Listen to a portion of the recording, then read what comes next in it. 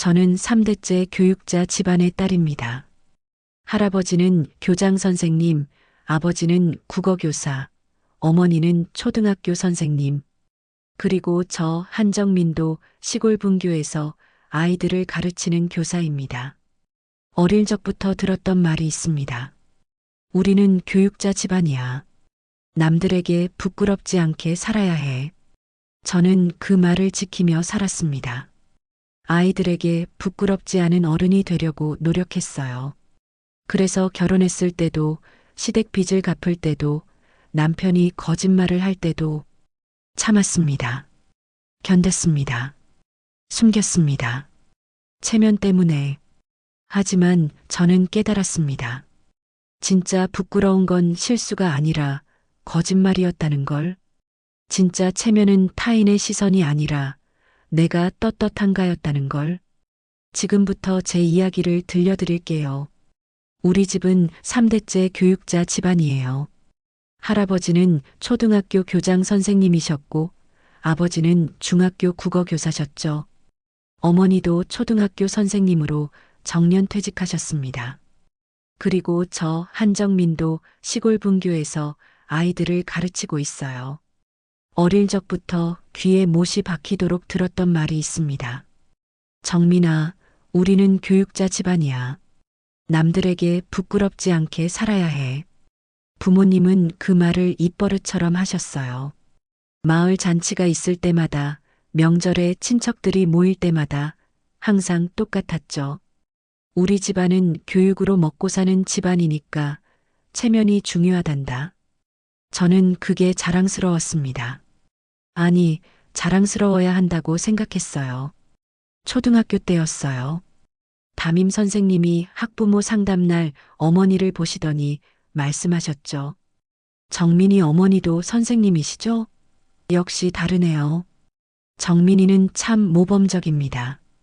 그날 집에 돌아오는 길, 어머니가 제 손을 꼭 잡으며 말씀하셨습니다.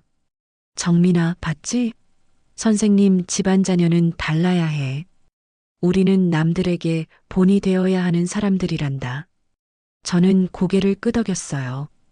그게 제 운명이라고 생각했거든요. 대학도 사범대학에 진학했습니다. 다른 선택지는 애초에 없었어요.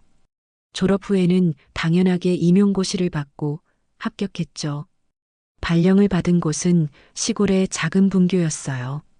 학생 수가 20명도 안 되는 조그만 학교였습니다. 부모님은 조금 아쉬워하셨지만 이내 자랑으로 바꾸셨어요. 우리 정민이가 시골 아이들 가르치러 갔대. 얼마나 교육에 대한 사명감이 투철한지 몰라. 동네 어르신들도 한마디씩 거들었습니다. 우리 선생님 집안 덕분에 학교가 산다니까. 마을 잔치 때마다 아버지는 제 이야기를 꺼내셨어요. 저는 옆에서 어색하게 웃으며 고개만 숙였죠. 첫 출근 날이 기억납니다. 낡은 교무실, 삐걱거리는 나무 책상, 오래된 칠판. 하지만 아이들의 눈빛만큼은 반짝였어요. 첫 수업을 마치고 교무실로 돌아왔을 때 한 학생이 쪽지를 책상 위에 놓고 갔더라고요. 선생님, 우리 학교에 와주셔서 감사해요. 그 쪽지를 보는 순간 눈시울이 뜨거워졌습니다.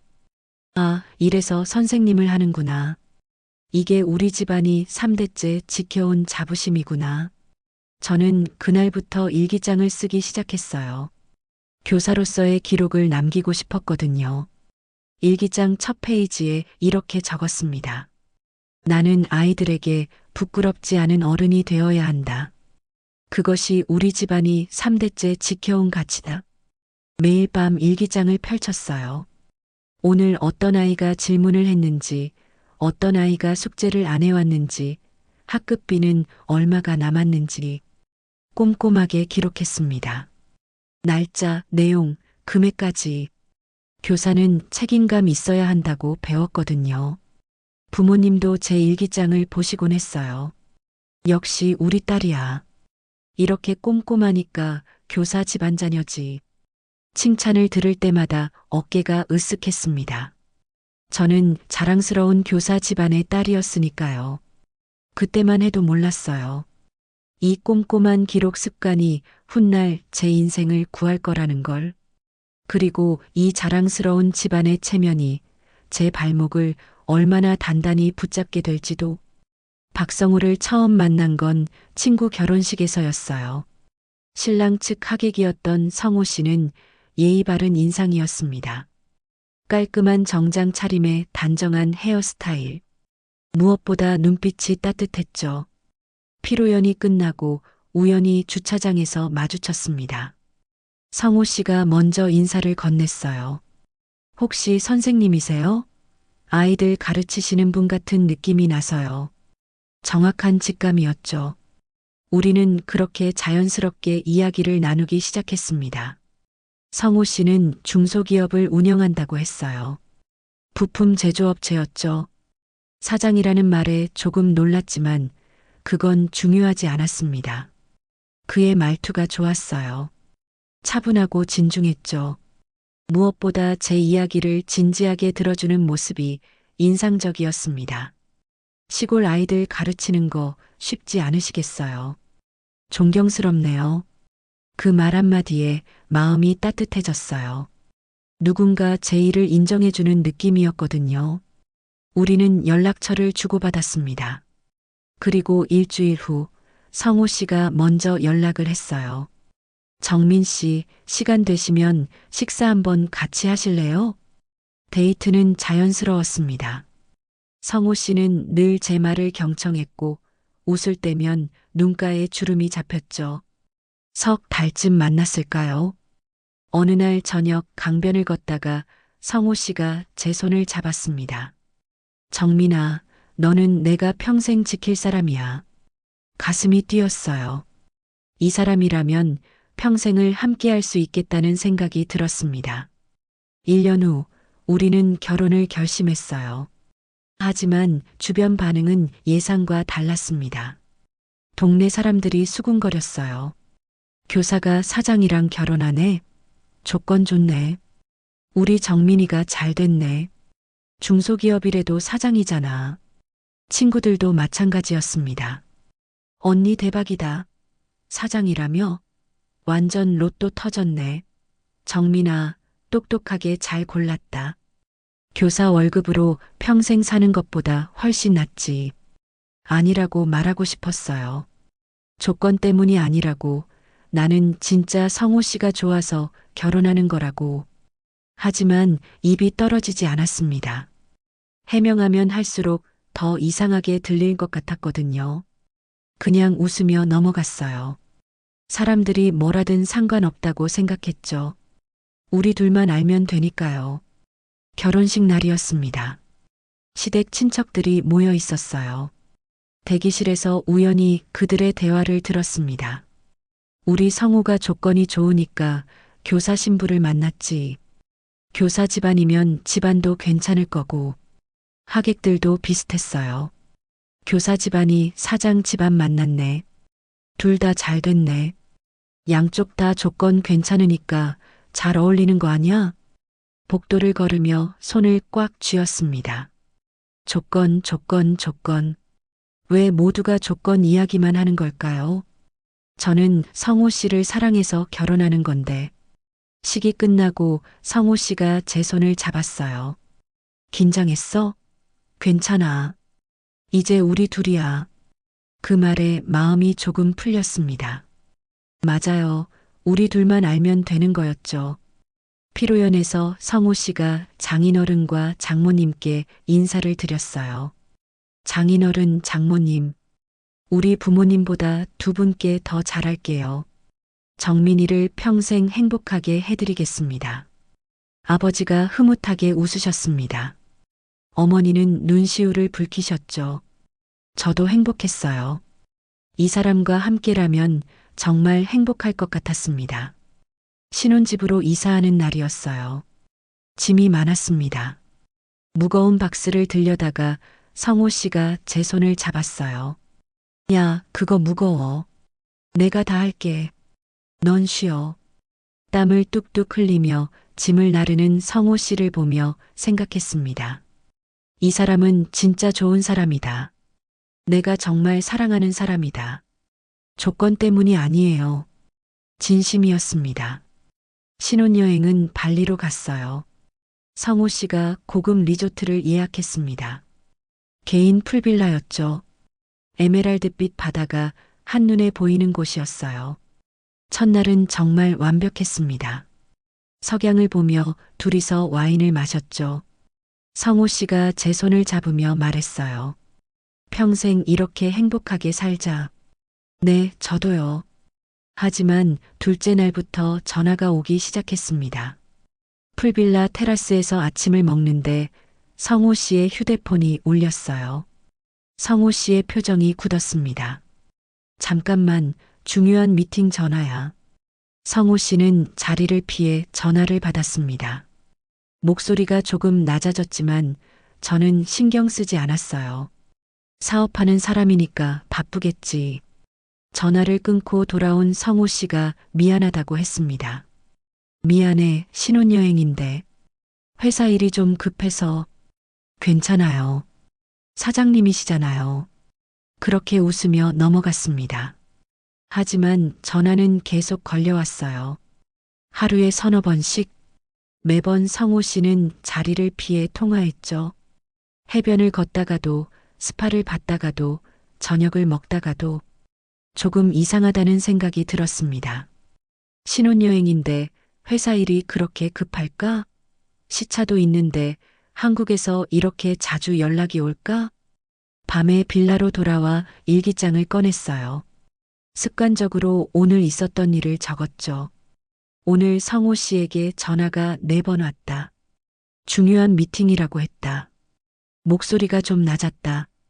나중에 확인해 봐야겠다. 그때는 그냥 호기심이었어요. 의심이 아니었습니다. 일기장을 덮고 창밖을 봤어요. 발리의 밤하늘에 별이 쏟아지고 있었죠. 성호 씨가 샤워를 마치고 나왔습니다.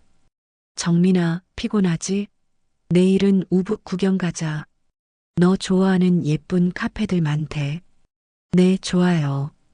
그날 밤 성호 씨의 품에 안겨 잠들었습니다. 행복했어요. 정말로. 하지만 인천공항으로 돌아오는 비행기 안에서 또 전화가 왔어요. 성호 씨의 표정이 굳었습니다. 여보, 미안한데 공항 도착하자마자 회사 가봐야 할 것 같아. 신혼여행 끝나고 바로요? 응, 급한 일이래. 나만 믿어줘. 조금만 바쁘고 나면 괜찮아질 거야. 나만 믿어줘. 그 말이 귀에 맴돌았습니다. 그때는 믿었어요. 의심할 이유가 없었으니까요. 공항에서 택시를 탔습니다. 성호 씨는 회사로, 저는 신혼집으로. 창밖을 보며 생각했어요. 사업하는 사람은 원래 바쁜 거겠지. 조금만 참으면 되겠지. 신혼집 문을 열었습니다. 아직 정리되지 않은 짐들이 쌓여 있었죠. 소파에 앉아 일기장을 펼쳤어요. 신혼여행 기록을 마저 적었습니다. 발리는 아름다웠다. 성호 씨와 함께여서 더 행복했다. 다만 전화가 너무 자주 와서 조금 아쉬웠다. 나중에 물어봐야겠다. 일기장을 덮으며 웃었습니다. 별일 아니겠지.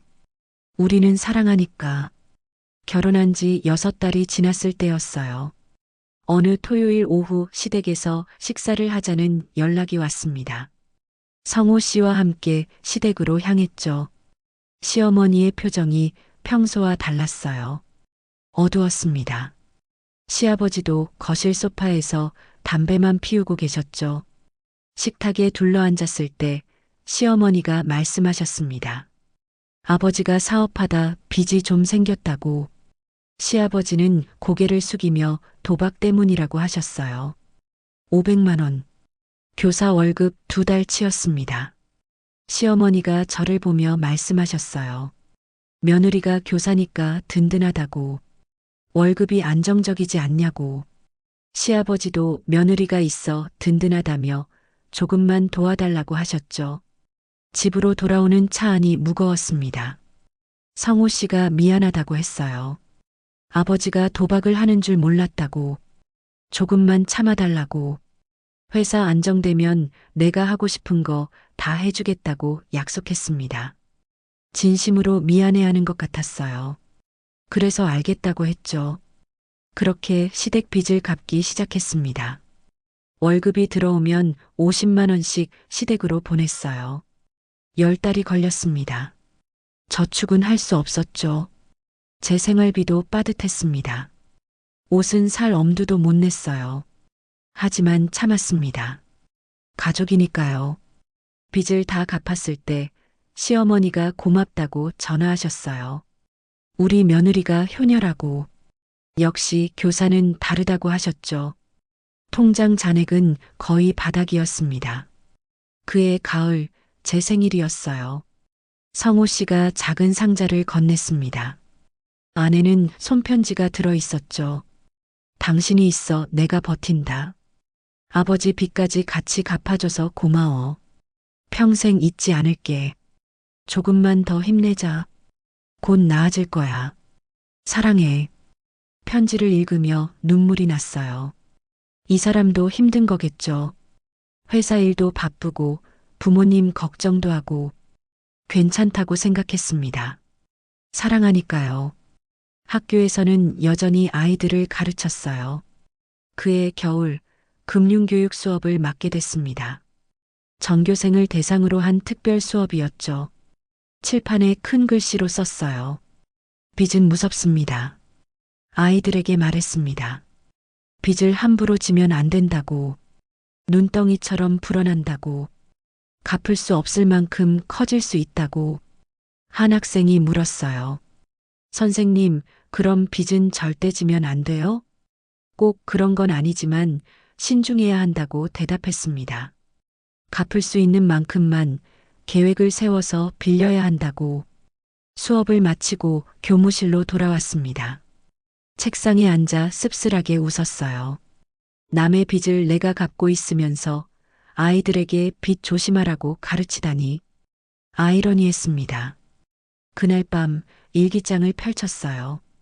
오늘 금융교육 수업을 했다. 아이들에게 빚은 무섭다고 가르쳤다. 하지만 나는 지금 시댁 빚을 갚고 있다. 이게 맞는 건가? 모르겠다. 일기장 뒷페이지에는 시댁 빚 내역이 적혀 있었습니다.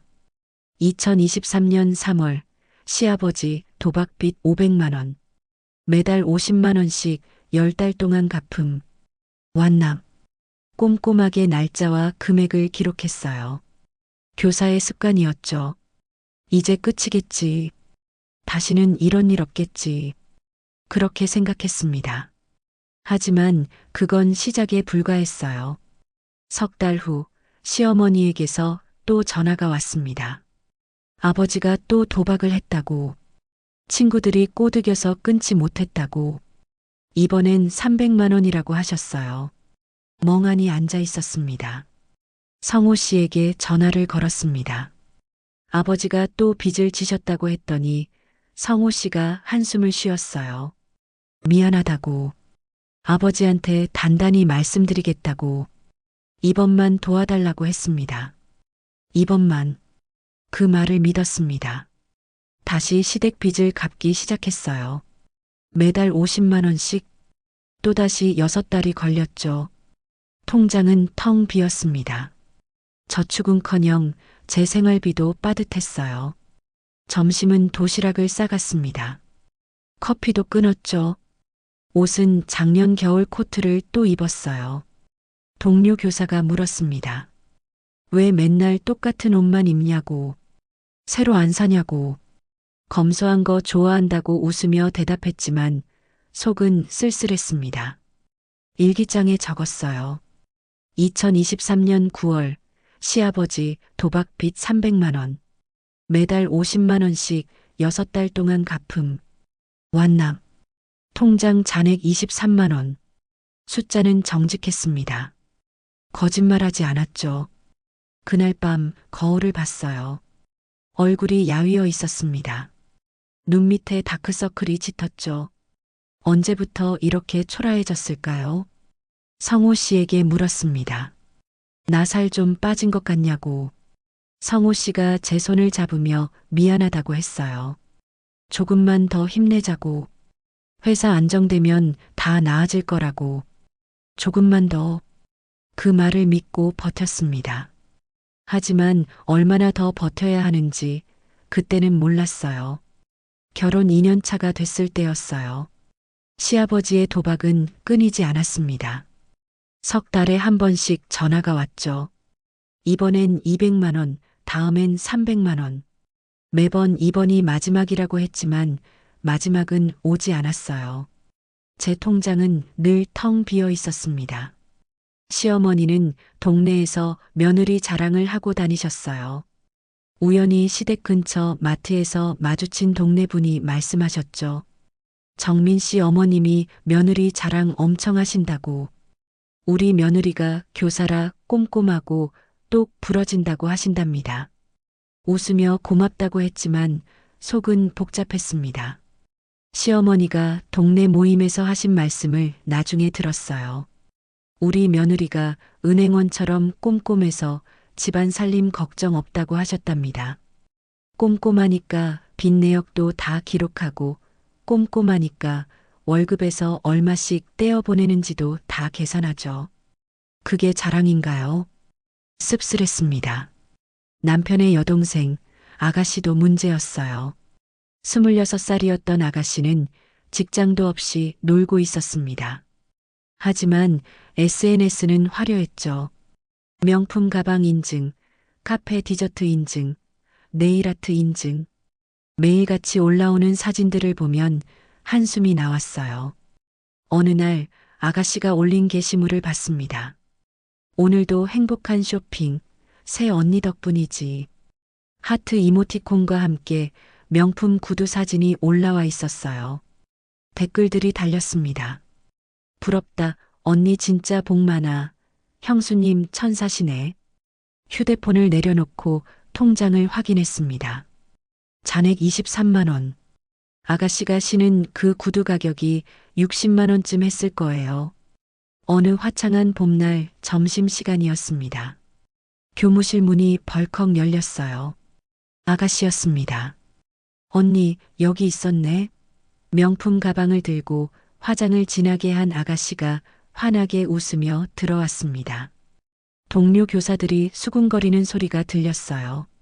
얼른 아가씨를 복도로 데리고 나갔습니다. 마침 쉬는 시간이라 학생들이 복도에 가득했어요. 학생들이 우르르 몰려왔죠. 와, 선생님 동생이세요? 진짜 예쁘다. 아가씨는 학생들에게 손을 흔들었습니다. 안녕, 선생님 동생이야. 그러더니 제 팔을 붙잡으며 큰 소리로 말했어요. 언니, 이번 달 용돈 아직 안 줬잖아. 깜빡했어? 얼굴이 화끈거렸습니다. 나중에 얘기하자. 학생들 있잖아. 그렇게 말했지만 아가씨는 계속 말했어요. 에이, 언니 왜 그래? 우리 사이에 뭐. 학생들이 수군거렸습니다.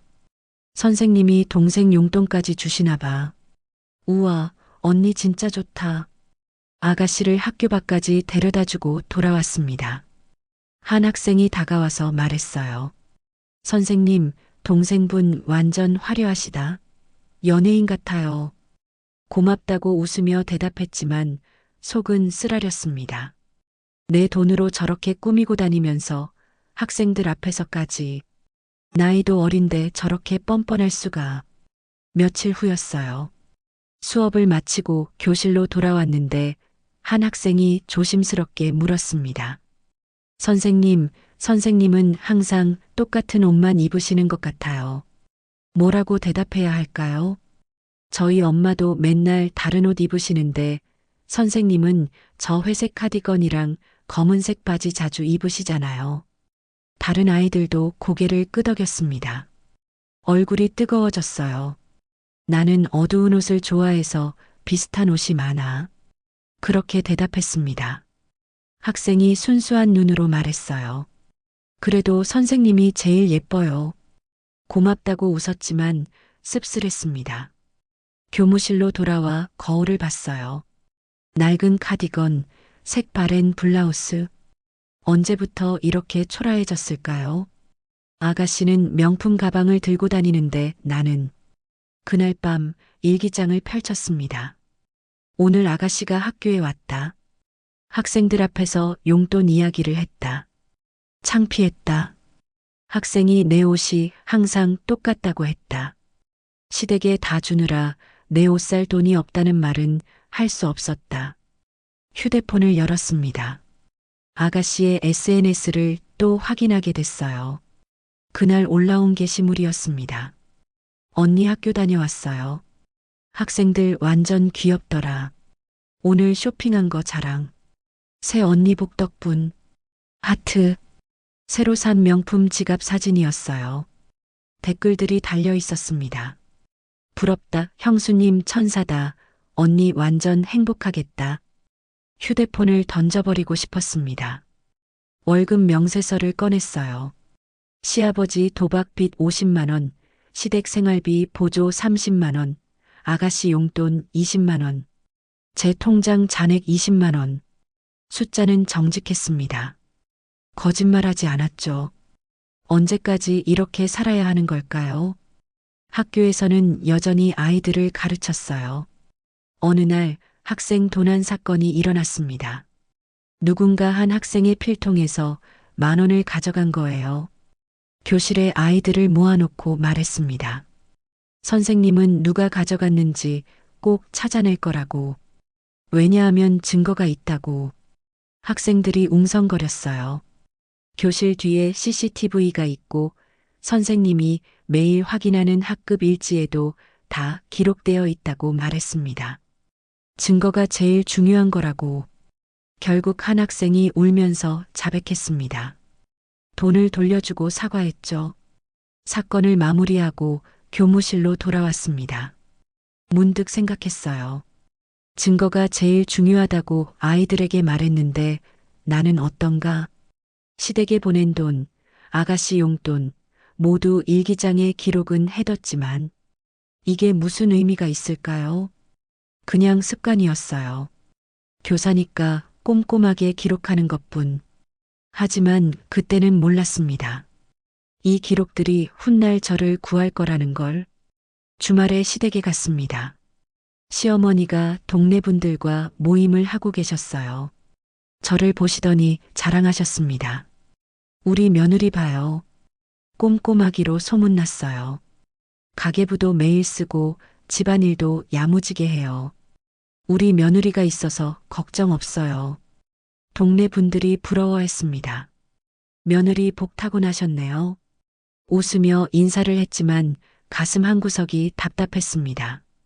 꼼꼼해서 걱정 없다고요? 제가 꼼꼼하게 기록한 건 시댁에 보낸 돈이에요. 그게 자랑인가요? 집으로 돌아오는 길 남편이 말했습니다. 우리 어머니가 정민이 자랑 엄청 하시더라. 그래요. 미안해. 조금만 더 참아줘. 곧 나아질 거야. 조금만 더. 그 말을 또 들었습니다. 얼마나 더 참아야 하는 걸까요? 끝은 있는 걸까요? 모르겠습니다. 그저 하루하루 버티며 살았어요.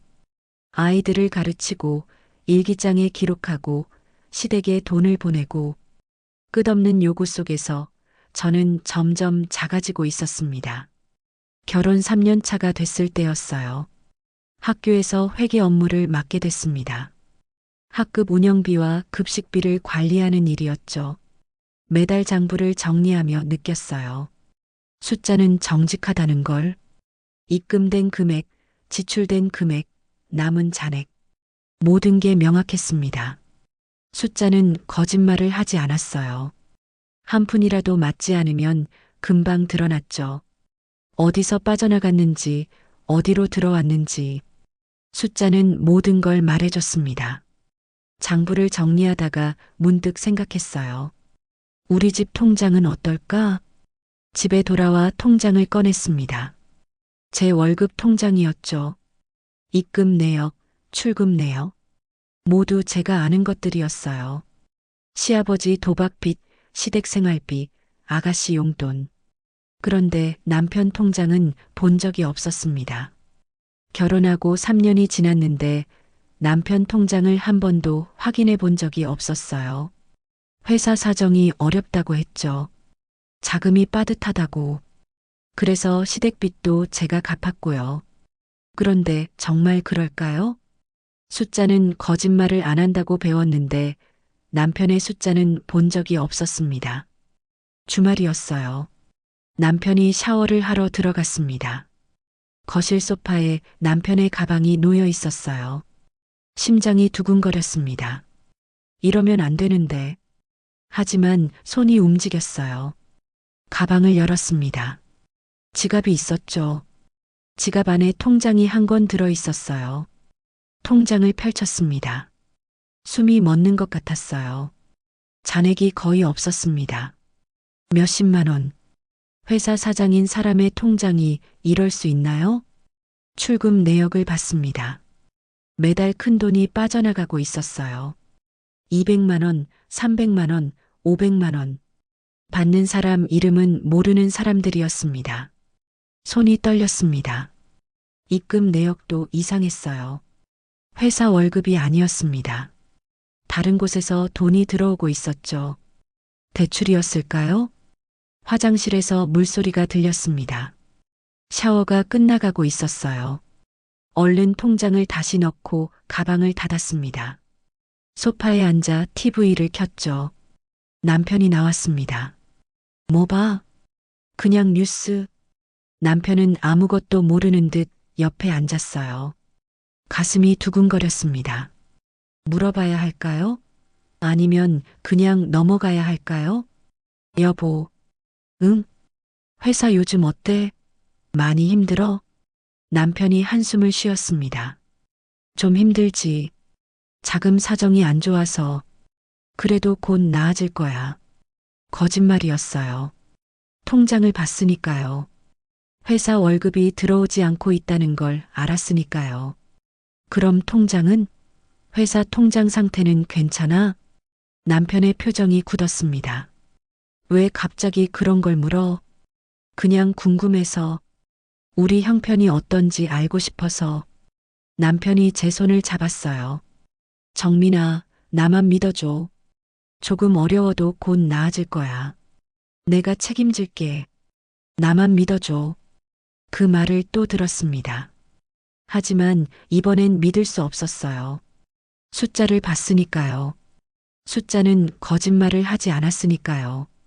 다음 날 학교에 갔습니다. 수업을 하면서도 머릿속이 복잡했어요. 남편 통장의 숫자들이 계속 떠올랐죠. 점심시간에 교무실로 돌아왔습니다. 동료 교사가 없는 틈을 타서 남편에게 전화를 걸었어요. 여보, 회사 통장 좀 보여줄 수 있어? 남편의 목소리가 당황스러웠습니다. 왜? 무슨 일 있어? 아니, 그냥 우리 형편을 알고 싶어서. 시댁에 계속 돈을 보내는데 우리는 얼마나 있는지 모르잖아. 정민아, 그런 거 신경 쓰지 마. 내가 알아서 할게. 나도 알고 싶어. 부부잖아. 남편이 짜증을 냈습니다. 왜 자꾸 그래? 나만 믿으면 안 돼? 회사 자금 운용하는 거야. 복잡해. 내가 이해 못할 거야. 전화를 끊었습니다. 손이 떨렸어요. 회사 자금 운용? 그럼 왜 회사 월급이 안 들어와? 왜 통장에 돈이 없어? 그날 밤 남편이 늦게 들어왔습니다. 저녁도 안 먹고 바로 침대로 들어갔어요. 피곤하다고 했죠. 남편이 잠든 후 조용히 일어났습니다. 거실로 나와 남편 가방을 다시 열었어요. 통장을 꺼냈습니다. 휴대폰으로 사진을 찍었어요. 모든 페이지를. 입금 내역, 출금 내역, 잔액. 하나하나 빠짐없이. 통장을 다시 넣고 방으로 돌아왔습니다. 일기장을 펼쳤어요. 오늘 남편 통장을 확인했다. 회사 월급이 들어오지 않고 있다. 매달 큰 돈이 빠져나가고 있다. 받는 사람은 모르는 이름들이다. 남편이 거짓말을 하고 있다. 나만 믿어달라고 했지만 숫자는 거짓말을 안 한다. 일기장을 덮으며 생각했습니다. 문득 신혼여행 때가 떠올랐어요. 발리에서 받았던 그 전화들, 중요한 미팅이라고 했던 그 전화들, 정말 회사 전화였을까요? 휴대폰을 켰습니다. 남편의 통화 기록을 볼 수 있을까요? 아니었어요. 부부라도 상대방 통화 기록은 볼 수 없었죠. 하지만 방법이 있었습니다. 남편 휴대폰이 거실에 있었어요. 조용히 거실로 나갔습니다. 남편 휴대폰을 집어들었죠. 비밀번호를 알고 있었어요. 결혼기념일이었죠. 휴대폰을 열었습니다. 최근 통화 기록을 확인했어요. 회사 직원들 이름도 보였지만 이름이 없는 번호들이 많았습니다. 계속 반복해서 전화가 온 번호들이었죠. 그 번호 하나를 인터넷에 검색해 봤습니다. 사채업자였어요. 숨이 막혔습니다. 다른 번호들도 검색했어요. 모두 사채업자, 대부업체 번호였습니다. 남편은 지금도 사채업자들에게 전화를 받고 있었어요. 문득 신혼여행이 떠올랐습니다. 발리에서 계속 걸려오던 그 전화들, 중요한 미팅이라고 했던 그 전화들, 아마 그때도 사채업자였을 거예요. 신혼여행 때부터 이미 빚이 있었던 겁니다. 휴대폰으로 통화 기록 화면을 사진 찍었어요. 증거를 남겨야 했으니까요. 남편 휴대폰을 다시 제자리에 놓고 방으로 돌아왔습니다. 침대에 누웠지만 잠이 오지 않았어요. 옆에서 자고 있는 남편을 봤습니다. 이 사람이 누구일까요? 결혼식 날이 떠올랐어요. 장인어른 장모님께 더 잘하겠다고 했던 그 말. 진심이었을까요? 신혼집 이사 날이 떠올랐습니다. 무거운 짐을 대신 들어주며 내가 다 할게. 넌 쉬어. 그렇게 말했던 그 순간. 진심이었을까요? 프러포즈 날이 떠올랐어요. 강변을 걷던 그날 밤. 성우 씨가 제 손을 잡으며 말했죠. 정민아, 너만 있으면 세상 다 가진 것 같아. 그때는 가슴이 뛰었어요. 이 사람과 평생을 함께하고 싶다고 생각했죠. 하지만 지금은 아니었습니다. 그 말들이 모두 거짓처럼 느껴졌어요. 눈물이 났습니다. 내가 사랑했던 사람은 누구였을까요? 진짜 박성우는 누구일까요? 숫자는 거짓말을 안 했어요. 통장 잔액, 사채업자 전화 기록, 모두 진실을 말해주고 있었죠. 하지만 사람은 거짓말을 했습니다. 나만 믿어줘. 조금만 더 참아줘. 곧 나아질 거야. 그 말들이 모두 거짓이었어요. 다음 날 학교에 갔습니다. 수업을 하면서도 멍했어요. 아이들이 질문을 해도 제대로 대답하지 못했죠. 점심시간에 편의점에 갔습니다. USB를 샀어요. 교무실로 돌아와 컴퓨터를 켰습니다. 휴대폰에 찍어둔 사진들을 USB에 옮겼죠. 남편 통장 사진, 통화 기록 사진, 모두 저장했습니다. USB를 책상 서랍 깊숙이 넣었어요. 왜 이러는 걸까요? 왜 증거를 모으고 있는 걸까요? 모르겠습니다. 하지만 본능적으로 느꼈어요. 이게 필요할 거라고. 그날 밤 일기장을 펼쳤습니다. 신혼여행 때 받았던 전화가 사채업자였던 것 같다. 남편은 결혼 전부터 빚이 있었다. 지금도 사채업자들에게 계속 전화가 온다. 통장에는 회사 월급이 들어오지 않는다. 남편이 나에게 거짓말을 하고 있다. 증거를 USB에 저장했다. 왜 저장했는지 모르겠다. 하지만 필요할 것 같다. 숫자는 거짓말을 안 한다. 사람만 거짓말을 한다. 일기장을 덮으며 눈물이 났습니다.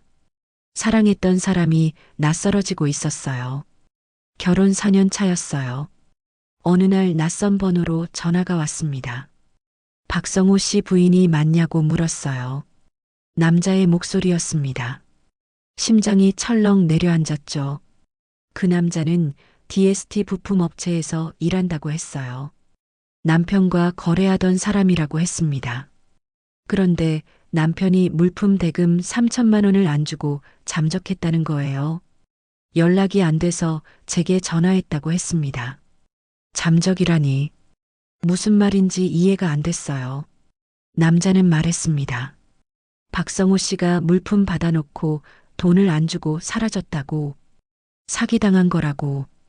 우리만이 아니라 다른 업체들도 피해를 봤다고. 전화를 끊고 멍하니 서 있었습니다. 사기? 남편이 사기를 쳤다고? 그날 이후로 전화가 계속 왔어요. 다른 피해자들이었습니다.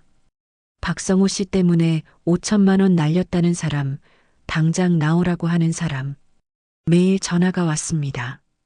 교무실에서는 받을 수 없었어요. 동료들이 있었으니까요.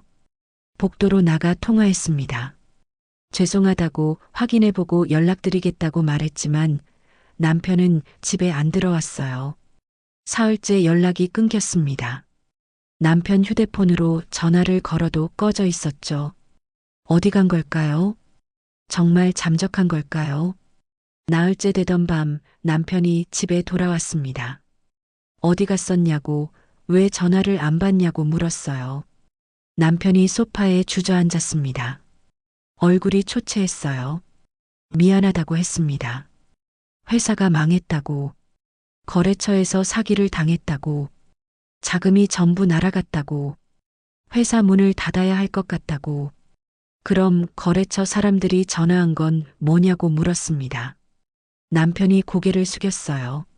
물품 대금을 못 줘서 그렇다고, 돈이 없었다고, 회사 자금이 전부 막혀서 그랬다고, 사기친 건 당신이라고 말했습니다. 남편은 아니라고 했어요. 자기도 피해자라고, 자기 거래처가 자기한테 사기친 거라고 목소리를 높였습니다. 그럼 그 사람들한테 설명을 해야 한다고, 왜 도망 다니냐고. 남편이 짜증을 냈어요. 설명해봐야 소용없다고. 돈이 없는데 어떡하냐고. 나만 믿어달라고. 다시 시작하겠다고. 나만 믿어줘. 또 그 말이었습니다. 며칠 후 은행에서 전화가 왔어요. 고객님, 연대보증건으로 연락드렸습니다. 채무자가 연락이 안 돼서요. 무슨 말인지 이해가 안 됐습니다. 연대보증? 제가요? 직원이 설명했어요. 박성호 씨 명의 사업자 대출 5천만 원에 한정민 고객님이 연대보증인으로 되어 계신데요. 채무자 연락이 안 돼서 보증인께 연락드린 겁니다. 손이 떨렸습니다. 연대보증? 그런 거 서명한 적 없는데? 직원이 말했습니다. 작년 9월에 보증 서명하셨는데요.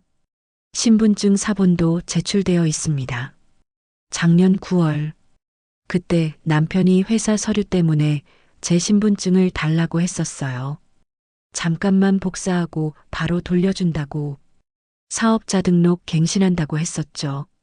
그게 연대보증 서류였던 겁니다. 제 동의도 없이 제 서명도 위조해서 저를 보증인으로 만든 거예요. 집으로 돌아와 남편을 찾았습니다. 남편이 방에 있었어요. 내 동의도 없이 연대보증인으로 만들었냐고 물었습니다. 남편이 미안하다고 했어요. 급해서 그랬다고.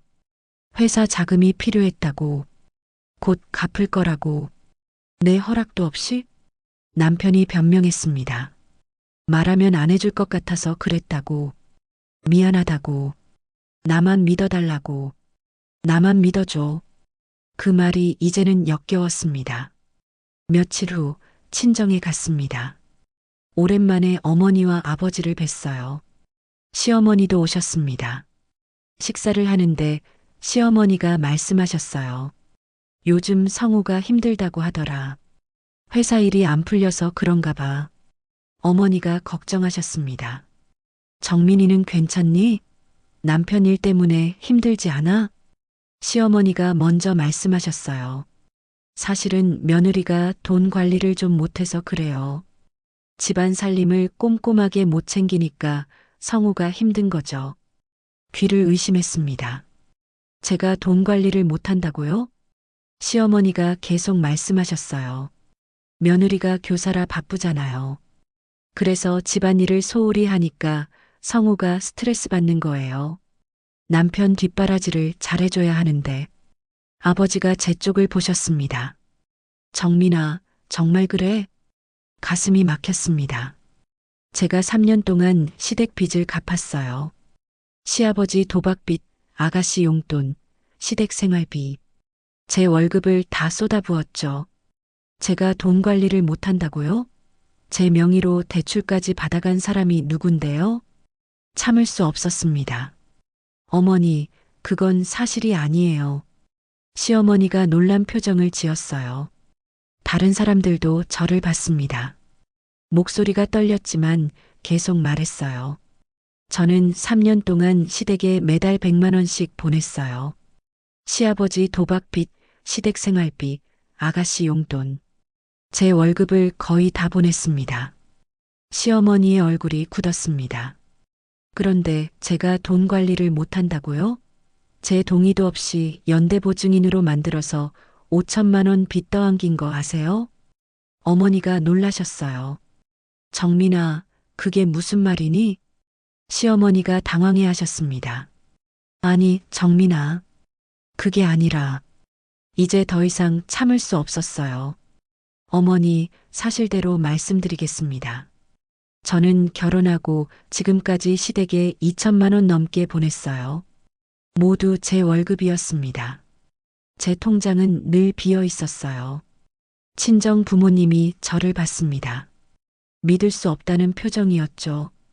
시어머니가 변명하셨어요. 아니, 그건 우리가 어쩔 수 없어서. 아버지가 실수를 해서. 성우 회사도 힘들고. 그럼 제 앞에서 거짓말은 왜 하세요? 제가 돈 관리를 못한다고요? 시어머니가 말문이 막혔습니다. 식사 자리가 무거워졌어요. 아무도 말이 없었습니다. 집으로 돌아오는 길 손이 떨렸습니다. 처음으로 반항했어요. 처음으로 사실을 말했습니다. 그런데 왜 이렇게 무서운 걸까요? 왜 이렇게 불안한 걸까요? 집안의 체면, 며느리의 도리, 참고 견디는 것. 그게 옳다고 배웠는데. 하지만 이제는 모르겠습니다. 뭐가 옳은 건지. 그날 밤부터 증거를 더 모으기 시작했어요. 남편과 대화할 때마다 녹음했습니다. 휴대폰 녹음 앱을 켜두었죠. 시어머니가 전화할 때도 녹음했어요. 아가씨가 문자 보낼 때도 캡처했습니다. 일기장에는 날짜와 내용을 더 자세히 적었어요. 2024년 5월 12일 남편이 내 동의 없이 연대보증인으로 만들 5천만 원 사업자 대출 서명 위조 2024년 5월 15일 시어머니가 친정 앞에서 거짓말 내가 돈 관리 못한다고 말씀하심 사실이 아님 녹음 파일 저장함 USB에도 모두 저장했습니다. 통장 사진, 녹음 파일, 문자 캡처, 보증 서류, 은행 통화 내역. 왜 이러는 걸까요? 왜 증거를 모으는 걸까요? 이혼할 생각은 없었어요. 여전히 남편을 사랑했으니까요. 아니, 사랑했다고 믿고 싶었으니까요. 하지만 본능적으로 알았습니다. 이게 필요할 거라고. 언젠가 이 증거들이 저를 지켜줄 거라고. 그날 밤 일기장 마지막 페이지에 적었습니다. 나는 언제까지 참아야 할까? 끝은 있는 걸까? 모르겠습니다.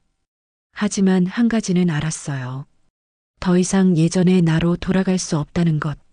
남편의 사기 사건이 터졌습니다. 피해자들이 고소를 했어요. 경찰 조사가 시작됐죠.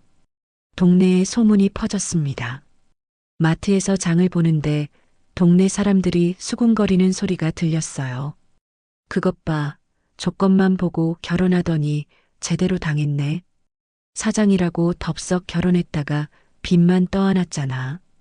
교사가 뭐가 대단하다고. 장바구니를 든 손이 떨렸습니다.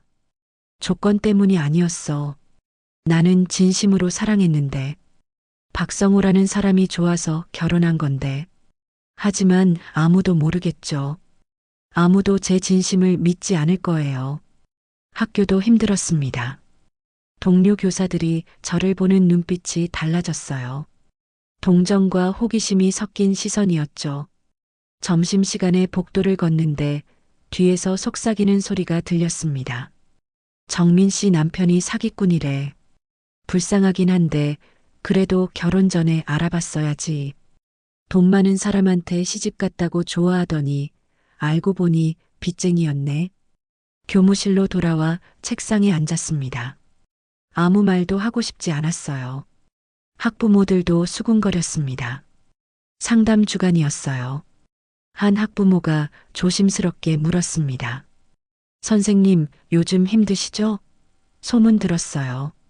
괜찮다고 걱정하지 말라고 웃으며 대답했지만 그 학부모가 나간 후 다른 학부모들이 복도에서 이야기하는 소리가 들렸어요.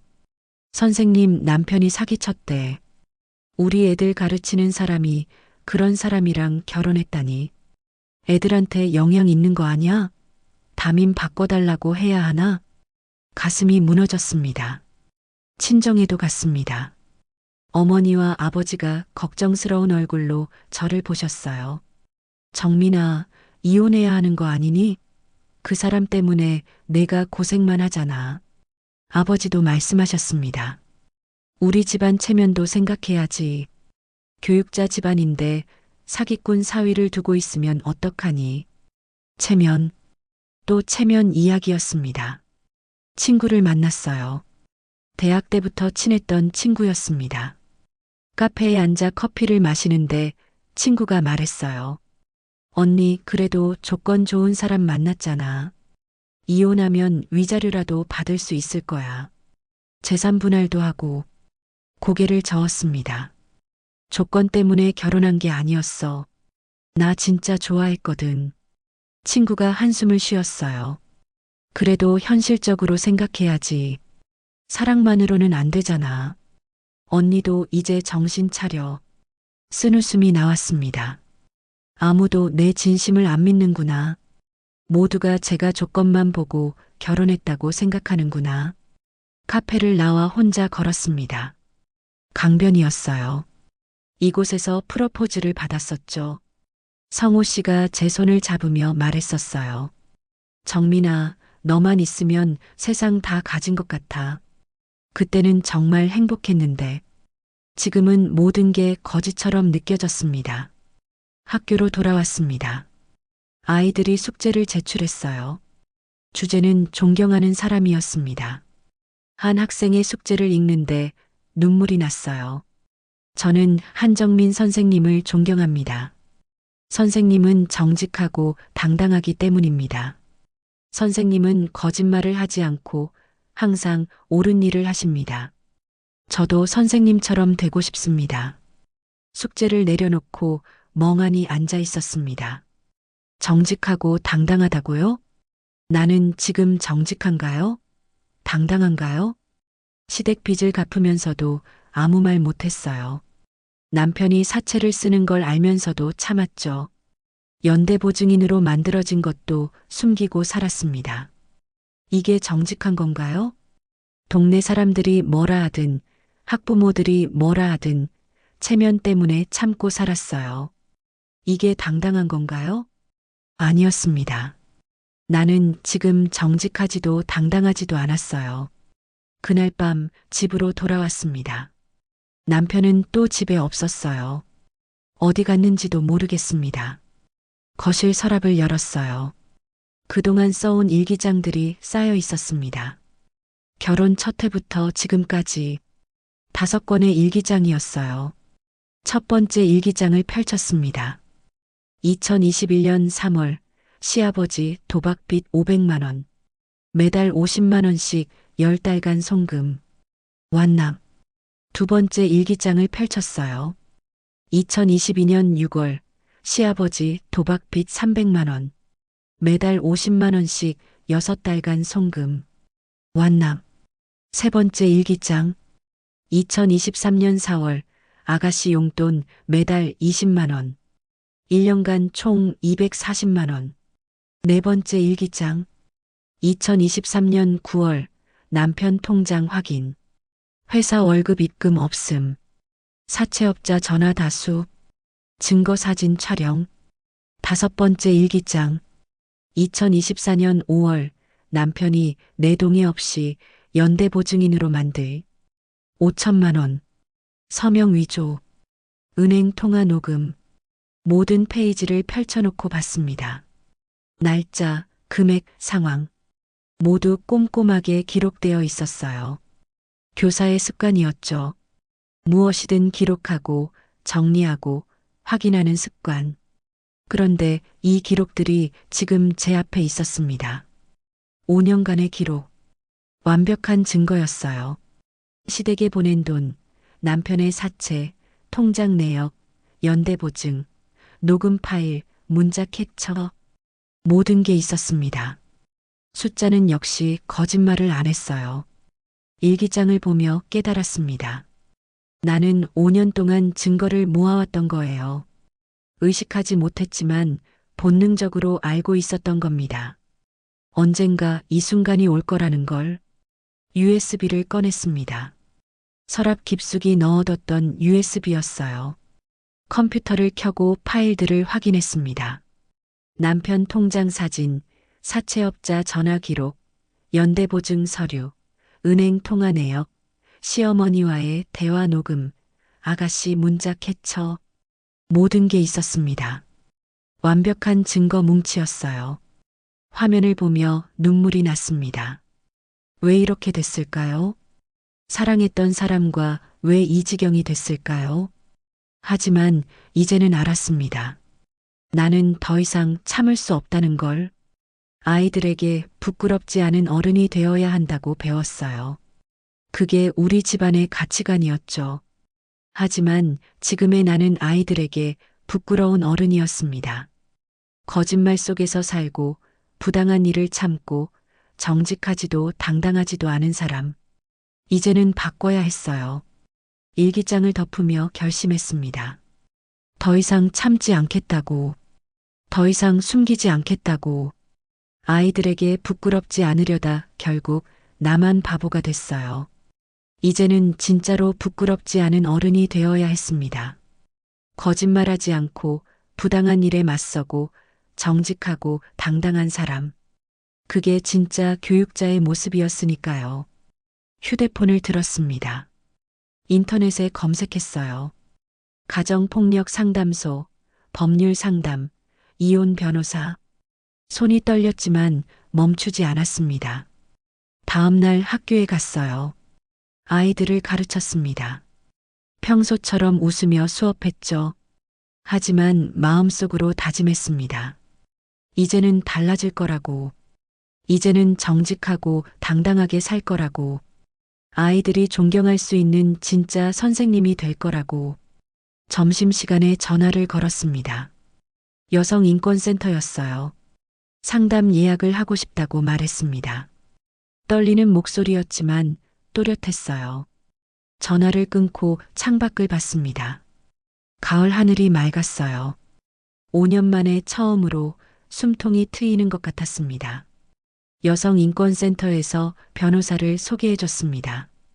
상담실에 앉아 5년간의 일기장을 펼쳐 보였어요. 변호사가 하나하나 확인했습니다.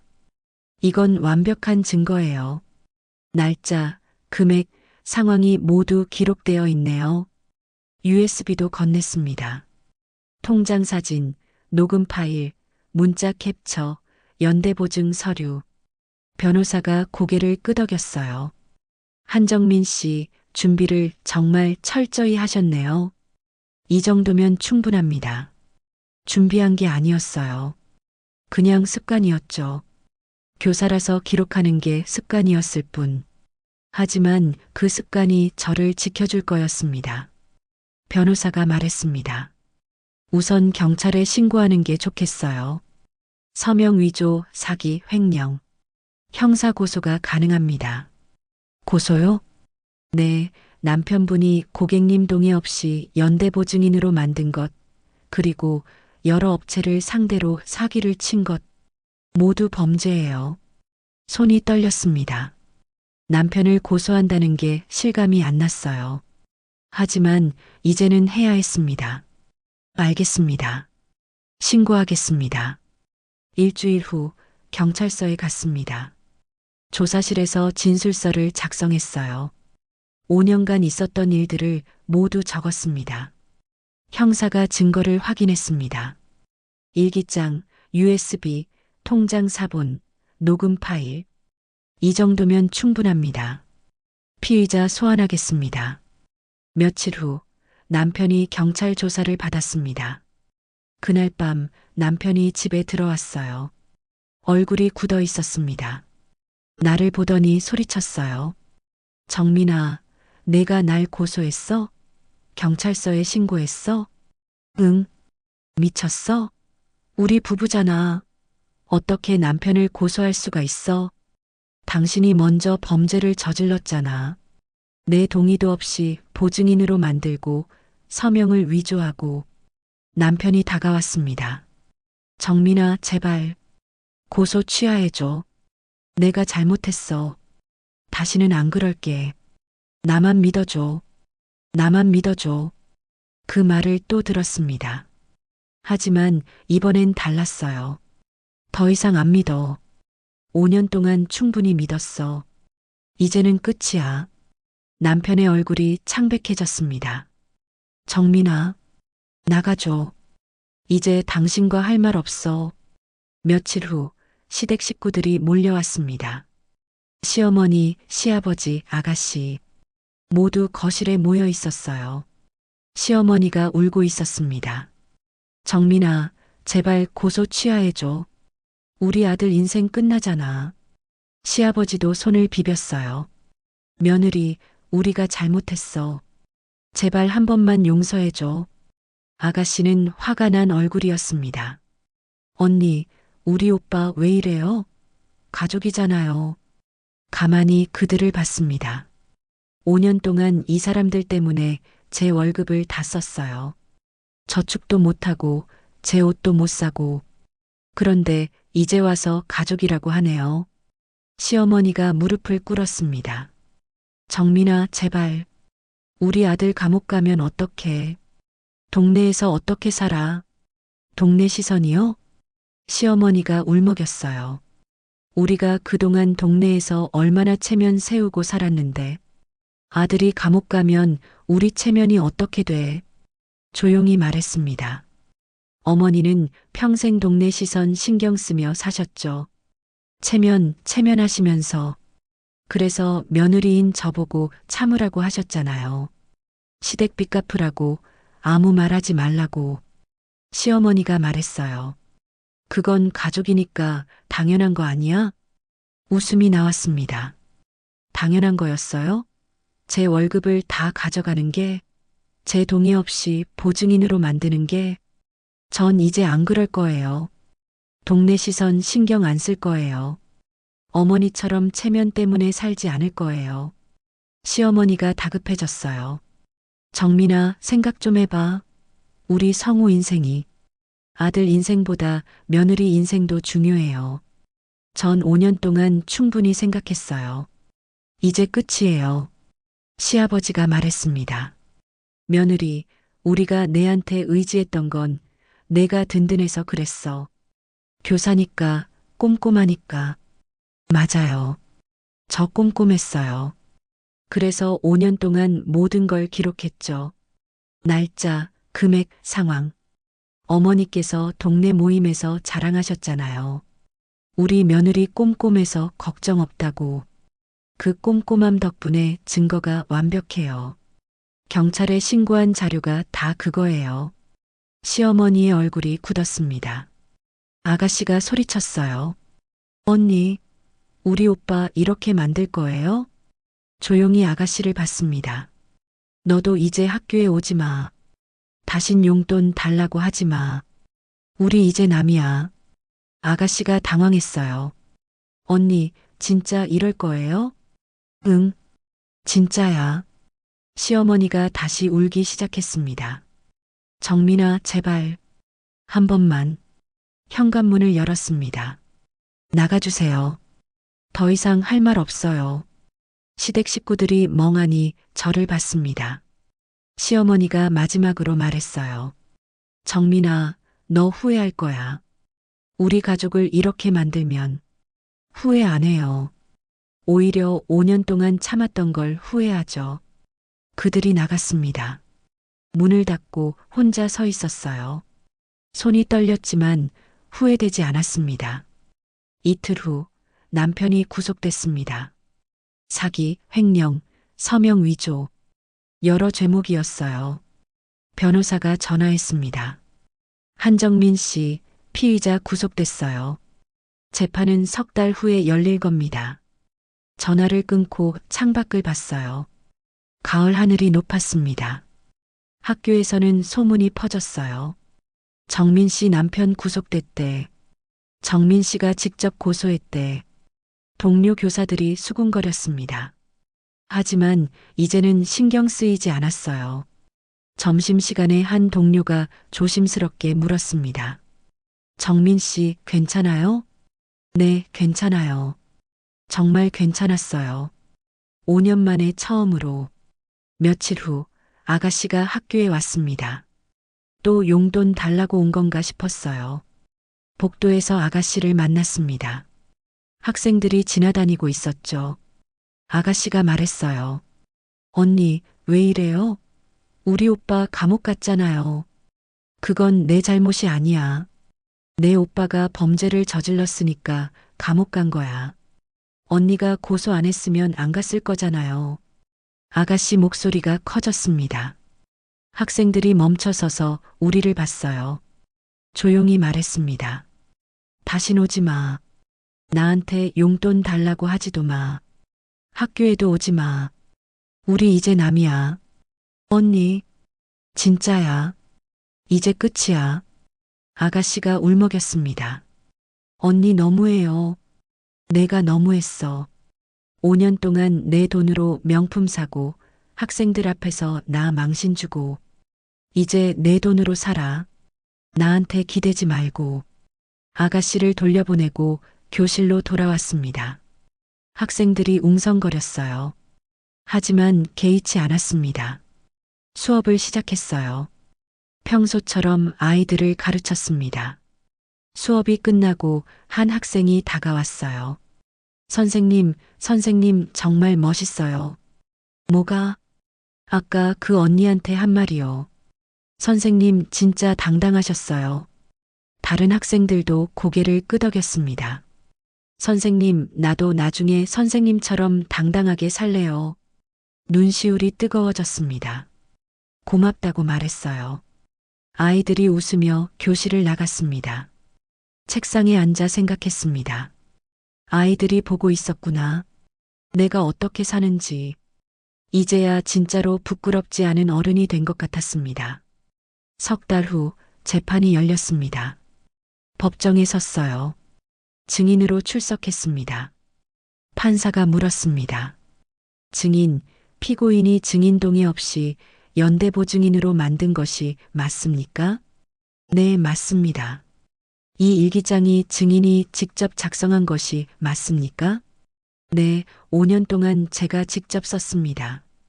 판사가 일기장을 넘겨봤습니다. 매우 꼼꼼하게 기록되어 있네요. 교사라서 기록하는 게 습관이었습니다. 재판이 끝났습니다. 남편은 징역 3년을 선고받았어요. 법정을 나오는데 시어머니가 저를 봤습니다. 울고 있었어요. 하지만 저는 아무 말도 하지 않았습니다. 밖으로 나왔습니다. 햇살이 따뜻했어요. 변호사가 말했습니다. 수고하셨어요. 이혼 소송도 곧 진행될 겁니다. 감사합니다. 혼자 걸어 나왔습니다. 가을바람이 불었어요. 낙엽이 떨어졌습니다. 5년 만에 처음으로 자유로운 기분이 들었습니다. 더 이상 나만 믿어줘라는 말을 듣지 않아도 됐어요. 더 이상 시댁에 돈을 보내지 않아도 됐습니다. 더 이상 거짓말 속에서 살지 않아도 됐어요. 이제는 진짜로 제 인생을 살 수 있었습니다. 정직하고 당당하게. 1년이 지났습니다. 이혼이 확정됐어요. 더 이상 박성호의 아내가 아니었습니다. 한정민. 그냥 한정민이었죠.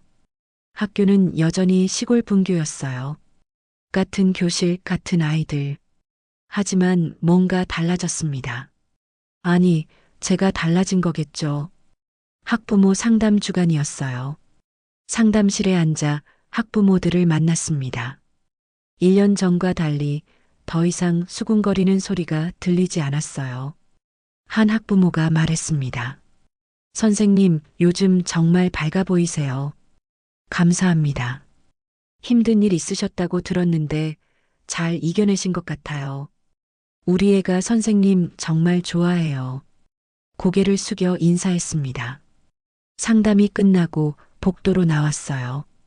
챕터 1에서 만났던 그 동네 어르신이 계셨습니다. 학생 할머니셨죠. 어르신이 제 손을 잡으셨어요. 정민 선생님, 우리 손주가 선생님 이야기를 맨날 해요. 진짜 교육자시네요. 그게 무슨 말씀이세요? 어르신이 웃으셨습니다. 잘못된 걸 바로잡을 줄 아는 사람이 진짜 교육자지. 참기만 하는 게 교육자가 아니에요. 눈시울이 뜨거워졌습니다. 감사합니다. 교무실로 돌아오는 길, 복도에서 학생들이 수군거리는 소리가 들렸어요. 우리 선생님 진짜 멋있어. 나쁜 사람한테도 앉은 거 있지? 맞아. 이혼했는데도 웃고 다니시잖아. 나도 나중에 저렇게 당당하게 살래. 교무실 문 앞에서 멈춰 섰습니다. 아이들이 보고 있었구나. 내가 어떻게 사는지. 미소가 지어졌어요. 매달 둘째 주 토요일은 여성인권센터에 갔습니다. 자원봉사를 시작한 지 6달이 됐어요. 상담실에서 한 여성을 만났습니다. 30대 중반쯤 보이는 분이었죠. 그분이 떨리는 손으로 문자를 보여줬어요. 사채업자 독촉 문자였습니다.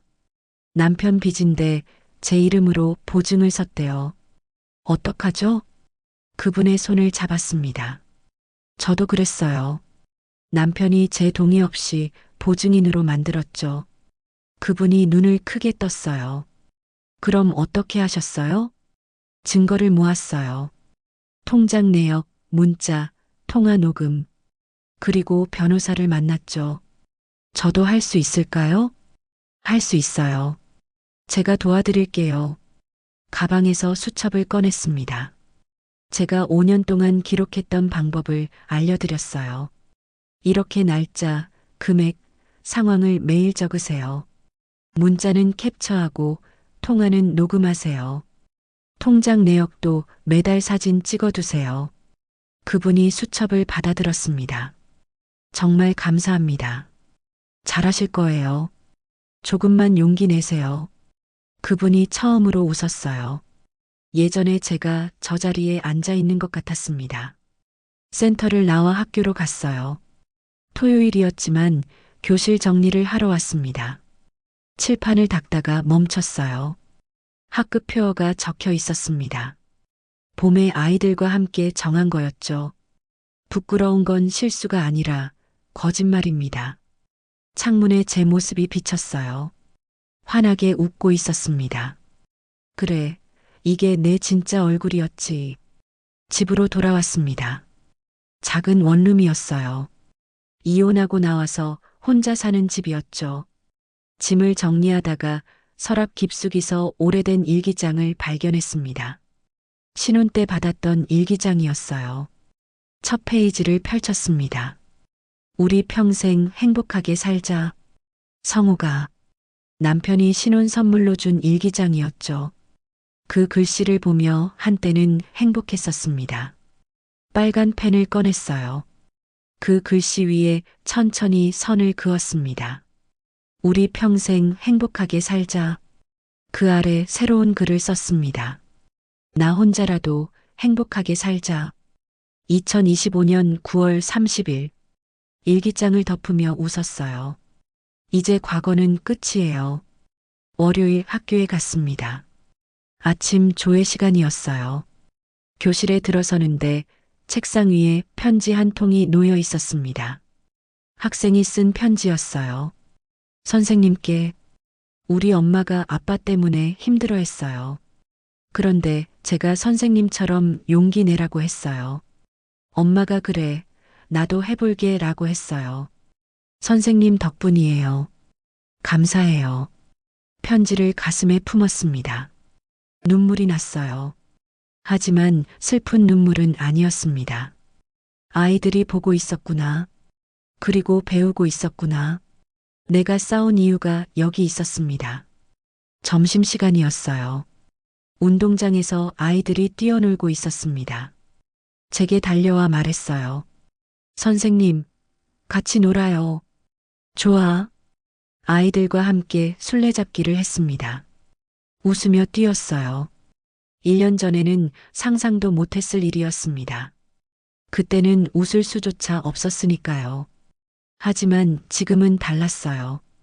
아이들과 함께 웃고 뛰고 행복할 수 있었습니다.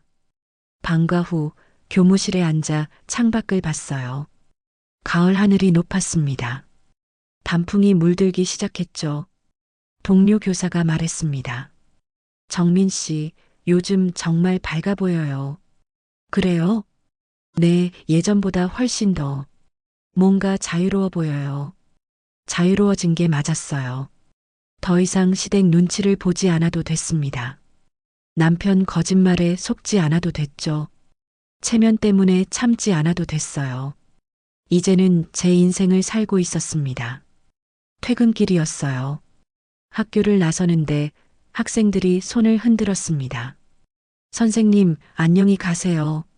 내일 봐. 손을 흔들며 대답했습니다. 그래, 내일 봐.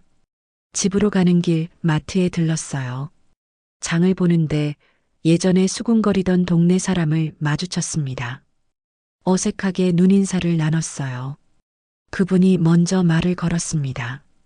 정민 씨, 요즘 잘 지내시죠? 네, 잘 지내요. 혼자 사시는데 힘들지 않으세요? 괜찮아요. 오히려 편해요. 그분이 고개를 끄덕였습니다. 용기 있으시네요. 전 부러워요. 집으로 돌아왔습니다. 저녁을 간단히 먹고 소파에 앉았어요. 조용했습니다. 하지만 외롭지 않았어요. 휴대폰을 꺼냈습니다. 여성인권센터에서 문자가 와 있었어요. 한정민 선생님, 다음 주 토요일에 새로운 상담자분 오십니다. 선생님께 꼭 만나고 싶다고 하셨어요. 답장을 보냈습니다. 알겠습니다. 그날 뵙겠습니다. 창밖을 봤어요. 밤하늘에 별이 반짝이고 있었습니다. 1년 전 이 자리에 앉아 울었었죠. 앞으로 어떻게 살아야 할지 몰랐습니다. 하지만 지금은 알았어요. 체면은 타인의 시선이 아니었습니다. 거울 속 내가 떳떳한가, 그것이었어요. 그리고 내가 겪은 아픔이 누군가의 용기가 될 수 있다면 그것이야말로 진짜 교육자의 삶이었습니다. 일기장을 펼쳤어요. 새로운 일기장이었습니다. 이혼 후 새로 산 거였죠. 오늘 있었던 일을 적었습니다. 오늘 학생에게서 편지를 받았다. 엄마가 용기를 내기로 했다고. 내가 싸운 이유가 여기 있었다.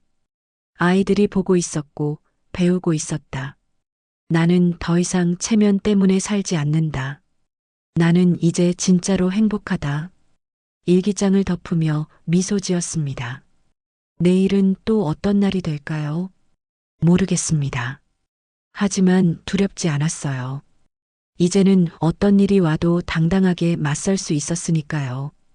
다음 날 아침 학교에 갔습니다. 교실에 들어서자 아이들이 환하게 웃으며 달려왔어요. 선생님, 안녕. 아이들 머리를 쓰다듬으며 웃었습니다. 가을 햇살이 교실 안으로 쏟아져 들어왔어요. 따뜻했습니다. 칠판에 적힌 학급 표어가 눈에 들어왔습니다. 부끄러운 건 실수가 아니라 거짓말입니다. 아이들이 책상에 앉았어요. 조용해졌습니다. 수업을 시작했습니다. 오늘은 뭘 가르칠까요? 국어, 수학? 아니면 인생? 미소 지으며 교과서를 펼쳤어요. 괜찮았습니다. 무엇을 가르치든 중요한 건 제가 어떻게 사는지 보여주는 거였으니까요. 정직하게, 당당하게. 그게 진짜 교육이었으니까요. 창밖으로 가을바람이 불어왔습니다. 아이들의 웃음소리가 들렸어요. 나는 행복했습니다. 5년 동안 저는 체면 때문에 살았습니다. 집안의 명예, 며느리의 도리, 동네 시선. 그게 전부인 줄 알았어요. 하지만 아니었습니다. 진짜 체면은 타인의 시선이 아니었어요. 거울 속 내가 떳떳한가, 그것이었습니다. 저는 5년 동안 거짓말 속에서 살았습니다. 하지만 이제는 정직하게 살아요. 아이들에게 부끄럽지 않은 어른이 되고 싶었습니다. 그래서 참았어요. 숨겼어요. 견뎠어요. 하지만 그게 아니었습니다. 진짜 부끄럽지 않은 어른은 잘못된 것에 맞서는 사람이었어요. 거짓말하지 않고 정직하게 사는 사람이었습니다. 제 이야기가 누군가에게 용기가 되었으면 좋겠습니다. 지금 힘든 시간을 보내고 계신 분이 있다면 말하고 싶어요. 참는 게 미덕이 아닙니다. 견디는 게 사랑이 아니에요. 그리고 용기를 내세요. 당신은 혼자가 아닙니다. 저도 그랬으니까요. 그리고 지금 저는 행복합니다. 진짜로. 긴 이야기 끝까지 들어주셔서 감사합니다.